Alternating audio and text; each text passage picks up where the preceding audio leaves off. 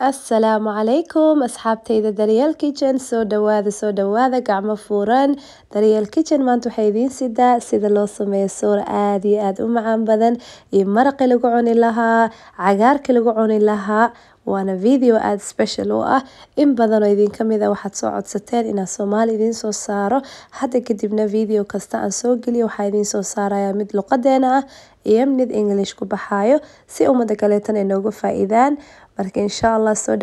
dhawaada haddii aad videogan ka heshaan ha isla magaanina like haddii aad tahay team Soomaali igu soo qoro hoose insha Allah recipe-gana aad iyo aad ayuu u macaan badan yahay qabowihii wuu bilowday ha isla mogaanina soor waxaa waaye dhaqankeena waana aad u macaan tahay marka u horeysa waxaan ku bilaabeynaa maraqan oo laga sameynayo hilib ari waxaad u baahan tahay basashi barbarooni yar oo midka jaalaha ayaa ku jiro yaanyadeena shiidan bataati qudaarta ay nooc waxaan ku bilaabeynaa saliid yar ayaa ku darsaneynaa waxaan ku darsaneynaa basashi iyo barbarooniga isku shiiday barbarooniga nooca doontida ayaa isticmaali kartaa kadib intaan ayaa isku shiideena wax yar waxaan ku darsaneynaa hilibkan waa midka lafaha leh hadaad rabto suqaar ay u bedelan kartaa waa suugo ama maraq aad iyo aad u macaan hadalana waxaad doontaa ku sameysan kartid soortan midda lafaha leh ayaa aad ugu macaan tahay si uu maraq yar ay bixinaysaa marka intaas markaa isku walaaqno waxaan ku darsaneynaa bataati qudaarta ayu nooc ayaa ku darsanaysaa waxaa adiga jeceshahay waxaan ku daray hadda toon yar 3 xabo camal oo toon ah recipe-ga oo qoraalna wuxuu idinku jiraa video-ga hoostiisa ha isla moogaanina waxaan ku darsanaynaa hadda xawaajiyaasheeni maraq digaag basasha oo paprikaha filfil yar cusbo yar cumin yar inta qaada wax yar ah kadib intaas ayaan isku walaaqeynaa hilibkii basashii iyo qudaarta intaas ayaan isku shiileysaa 10 daqiiqo kadib waxaan ku darsanaynaa yaanyadeeni oo shiidan haddii aadan haysan yaanyada shiidan waxaa isticmaali kartaa yaanyada caadiga oo freshka ah jarjar ama shiid intaas ku filan insha Allah kadib waxaan ku darsaday huruud yar iyo cusbo yar kadib oo isku walaaqaneynaa kadibna dabool ayaa la saaraya suugadan adiga wax yar 30 daqiiqo ilaa 40 daqiiqo hilibka uu ka bislaanayo ayaa u baahan tahay inaad dabka saartid markay karkarto ay falfasho waxaa sameynaysaa biyo yar ayaa ku dareysaa dabkana waa arkaysaa suugada markay bislaato waxaa ku ogaanaysaa saliid ayaa kor imaanayso maraqan wuxuu noqonayaa maraq yar oo rib ah biyaha markay ka kursadaan biyo yar ku dar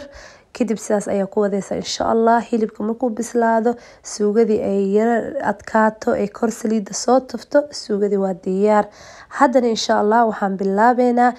spinach-keeni ama cagaarkii costo sidii loo sameeyo insha Allah ayadana aad iyo aad u fudud hala dhahay cunto kasto macaan basal iyo saliid ay ku bilaabataa marka saliid yar iyo basal ayaa isku shiileynaa intaas marka isku shiilano iyo basasha yar guduudto waxaan ku darsanaynaa spinach-ka maanta isticmaalaya waa mid talaagada la geliyo oo frozen ka ah laakiin mid fresh-ka ayaa isticmaali kartaa kadib waxaan sameeyay intaas markaan ku daray yaanyo yar oo shiidan nuskeeda ayaa wax yar oo ku dareysaa si ay guduud yar u yeelato toon yar maraq digaag dabkan waxaa geesaysanaysaa meel dheer si hal mar isku bislaato waxaa kaloo ku daray filfisha shiidan waa recipe aad iyo aad u fudud oo 10 daqiiqo ka yar ku bislaanayo cusbo yar oo meel dheer oo ku daray spinach-ka frozen wuxuu ku fiican yahay waa aad ay u fududahay sida loo sameeyo kaagmo baahna dhaqmo kaagmo baahna jarjar waxaa kaloo ku daray cumin powder iyo paprika yar iyo yaanyada shiidan oo qaado ah yaanyada shiidan guduud yarna way siinaysaa suugadana waxaa la dhahaa 1 2 3 ciyo ay bislaanaysaa waxaa kaloo ku soo daray biyo yar si ay u yeerato dhicaan dabool dhab ku siinaysaa iyo suugada spinach-ka ama cagaarka markay kursato waa diyaar haddii aadan haysan midka frozen-ka ama talaagada ah waxaa isticmaalaysaa midda fresh-ka waa dhaqaysaa markaa dhaqdid waa jarjare exactly sida had u sameeyay ayaad ku wadaysaa insha Allah suugadana ama cagaarka markay kursato waa diyaar waana ma aragta daarta soorta ku cun xitaa daarta rooti ku cuni kartaa waa cunto iska healthy fudud marka waa kaasa waxaan bilaabeynaa soortii oo ah recipe-ga u dambeeyay soorta waxaa isticmaalaya midda oo cad galeyda cad oo yar waxay leedahay jarjariir yar soorta muhiimadeedu waa inayna burtuq ka yeelan biyaha markay soo kulaadaan cusbo yar ayaad ku dareysaa kadib in yar ugu shubeysaa waa walaaqaysaa muhiimada waa inayna kuskus yeelin dabkana marka u horeyso waa u dheereynaysaa laakiin saas ayaa ku walaaqaysaa waxaan kaloo isticmaalaa midkan ushaan oo kaleeto ushaan waxay kaa fududeynay inayna burtuq kaa yeelanin. marka sidaas ayaa ku wadeysaa ilaa ay soorta soo adkaato. soorta markay soo yara adkaato muhiimada waxaa waaye inaad dabkii aad yara gaabisid. waxay bilaabaysaa soorta inay boodboodo ama maaragtay halis waxaa inaad gubatid. marka waxaa sameynay markay saan bilaawdo dabka u gaabinaysaa, daboolna dhab ayaad ku siinaysaa. ujeedaa hadday kale isku gubanin yaa haddaa gubatay before isoo sheeg, laakiin soorta waxaa waaye halis waa iska ilaaliyo. markay soorteena soo yara adkaato waxaa soo celiya ushaan ayaa ku wadeysaa, dabkan waa u gaabine. soorta marka waxaa jirta noocyo badan oo loo sameeyo. dad waxay isticmaalaan soorta markay midda oo kuskuusan lagu kariyo ayaa haddana mid booda ee lagu adkeeyaa, laakiin aniga halkaas nooc bisa isticmaalaa.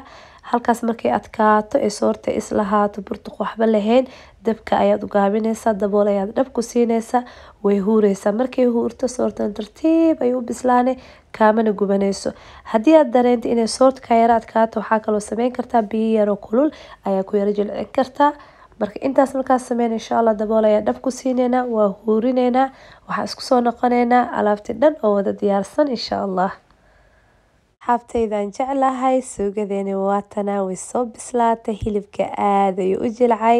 cagaarkii koostadani waa diyaar, waa suugo yaroo maaragtay isku dheelitiran. waxaan kaloo jeclahay inaan geeska ka saaro bisbaas cagaaran. rasibiga bisbaaska cagaaran wuu ku jiraa youtube-ka Daryeel Kitchen, bisbaas cagaaran ku qor wuu kusoo baxaa. garoor yar waa taasa. soortan waxaa jeclahay dhexda inaa god laga dhigo si ay suugadii maaragtay meel lagu shubo sidii weel ay u noqonaysaa, celinaysa. kadib markaa suugada dhexda ugu shubtid waxaa geeska ka saareynaa cagaarkii.